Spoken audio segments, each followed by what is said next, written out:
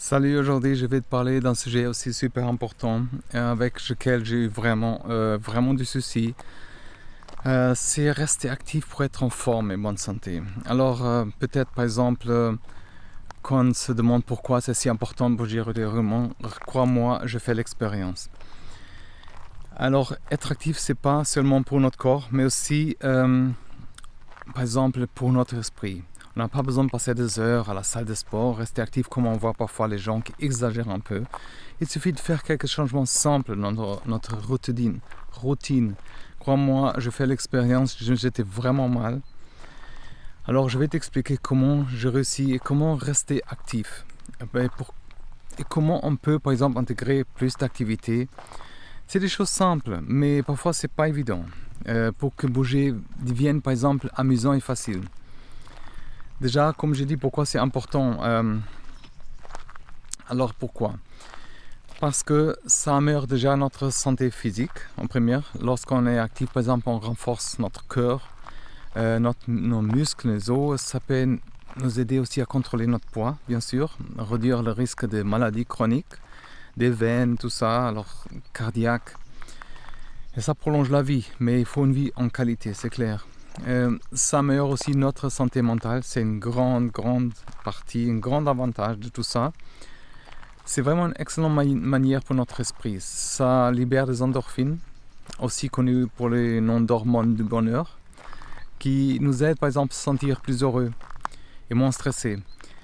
Et je vous parle de ça parce que j'avais un moment vraiment difficile parfois et je bougeais pas assez. Et moins on est par exemple déprimé ou des trucs comme ça, moins on a envie de bouger.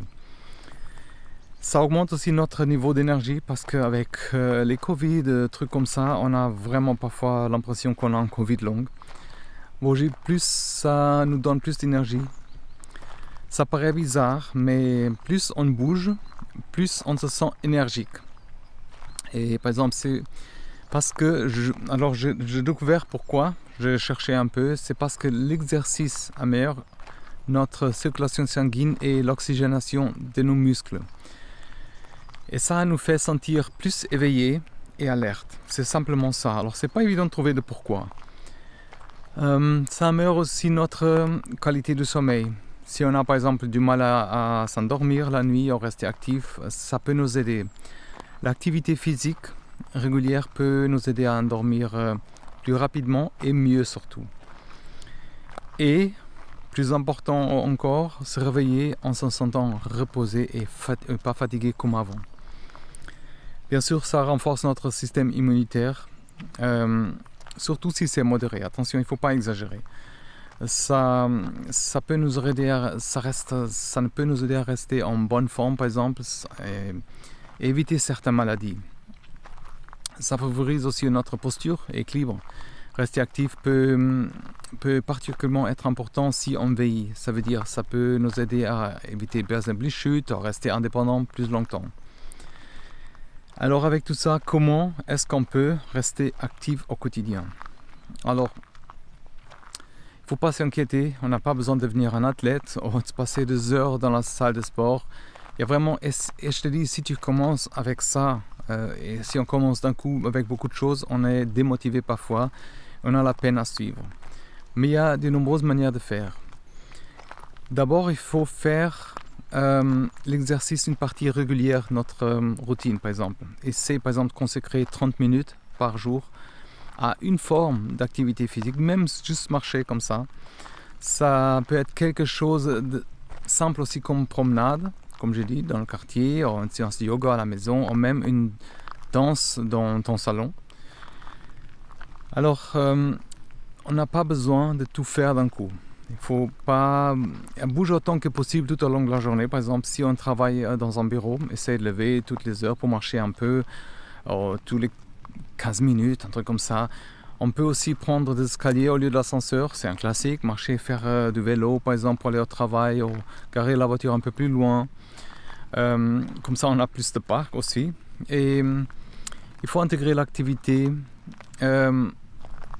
physique dans nos tâches quotidiennes. Ça veut dire qu'il faut transformer ces tâches quotidiennes en opportunités pour bouger. Par exemple, faire du jardinage, passer l'aspirateur, un peu plus avec un peu plus d'énergie, ou faire des étirements pendant qu'on regarde par exemple la télé. Il y a toujours une manière de bouger un peu plus.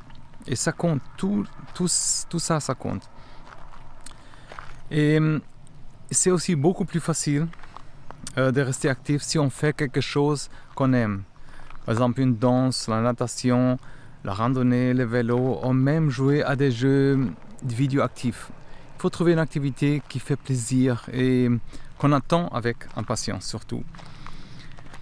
Se fixer des objectifs peut aussi motiver à rester actif. Par exemple, si on veut par exemple marcher 10 000 pas par jour, on a par exemple ces montres, un compteur de pas, ou faire un certain nombre de kilomètres par semaine, ou de suivre un cours de fitness. Avoir des objectifs clairs, ça nous donne quelque chose à viser, ça nous motive vraiment à continuer.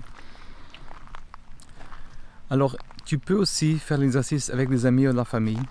Et ça rend vraiment tout ça plus amusant. Ça veut dire on s'organise, par exemple, à faire des promenades en groupe, rejoindre une équipe de sport, ou simplement faire l'exercice avec quelqu'un d'autre pour nous motiver.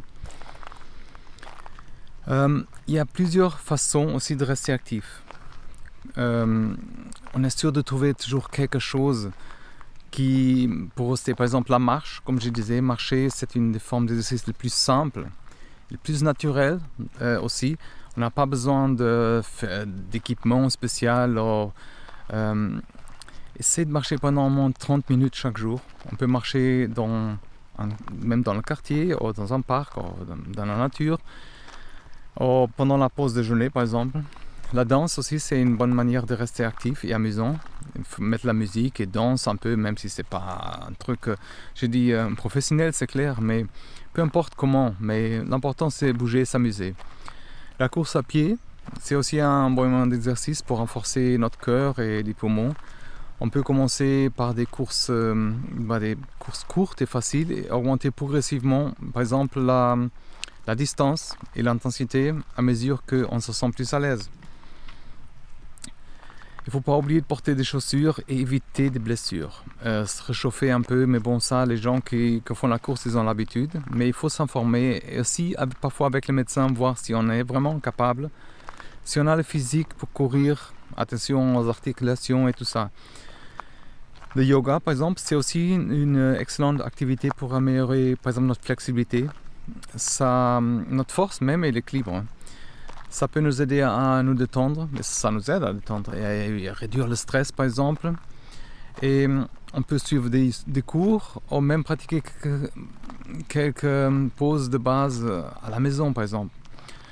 La natation que je fais plus, que je faisais, j'aimais ça, mais bon. La natation est une activité, c'est une activité douce pour les articulations qui fait travailler tout notre corps. Par exemple, quand on nage des longueurs dans une piscine ou même dans la mer ou dans le lac, c'est une bonne manière de rester actif et réfléchir en même temps notre technique. Le vélo, il ne faut pas oublier. C'est aussi amusant et explorer de nouveaux endroits. On arrive facilement à se déplacer partout. En ville, au sentier, à campagne, c'est vraiment une bonne manière. Comme je disais avant aussi, les jeux de vidéo actifs par exemple.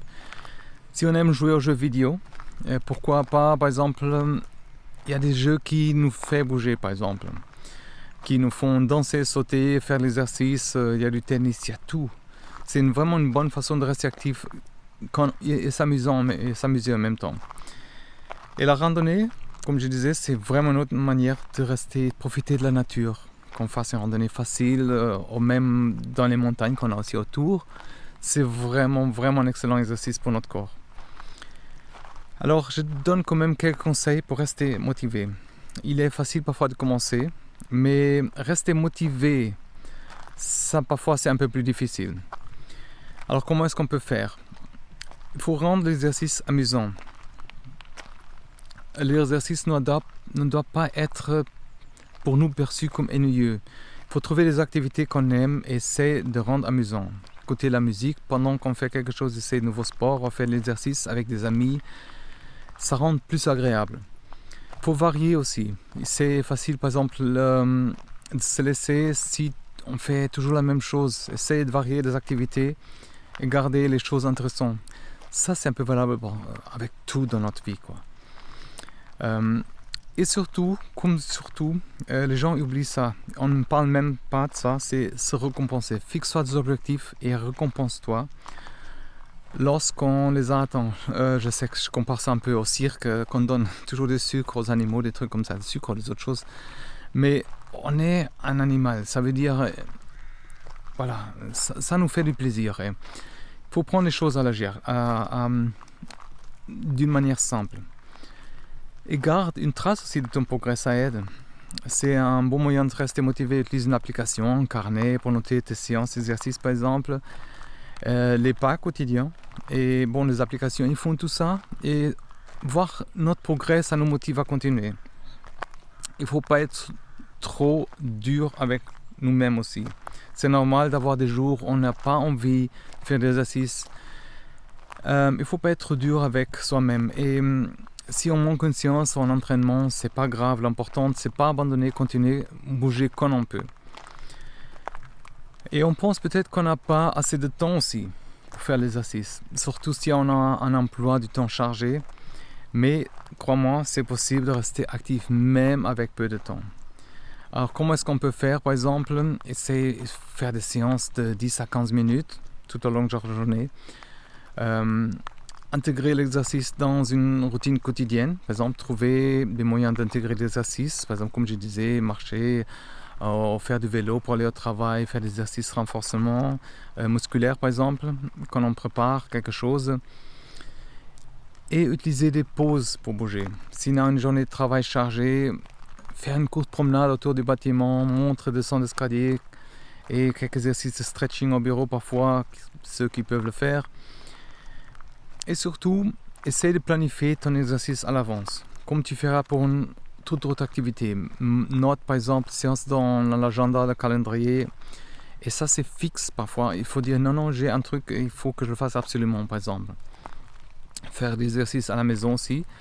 Si on n'a pas le temps d'aller à la salle de sport, faut faire à la maison. Il y a beaucoup de vidéos d'entraînement, qu'on peut suivre et il y a simplement des choses qu'on peut faire à la maison facilement. Et aussi faire des exercices avec, par exemple, la famille, des amis. C'est aussi vraiment une bonne façon de passer du temps ensemble et tout en restant actif.